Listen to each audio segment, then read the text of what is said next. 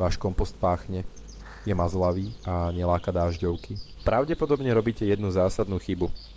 Dokonalý kompost, čierne zlato záhradkárov, nie je veda, ale vyžaduje si rovnováhu. Základom je správne vrstvenie.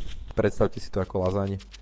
Striedajte hnedé, uhlíkaté vrstvy, ako je suché listie, konáriky, kartón či drevná štiepka so zelenými, dusíkatými vrstvami. Medzi ne patrí pokosená tráva, kuchynský bioodpad či staré rastliny. Hnedý materiál zaisťuje vzdušnosť, zatiaľ čo zelený dodáva živiny a vlhkosť. Zapamätajte si zlaté pravidlo. Na jednu časť zeleného materiálu pridajte približne 2 až 3 časti hnedého a nezabudnite kompost občas prehodiť vidlami, aby sa prevzdušnil a udržiavať ho mierne vlhký, ako vyžmýkaná špongia. Takto vytvoríte ideálne prostredie pre mikroorganizmy, ktoré premenia odpad na tmavý, voňavý humus plný živín. Vaša pôda ožije a úroda bude bohatšia. Skúste to a uvidíte ten rozdiel.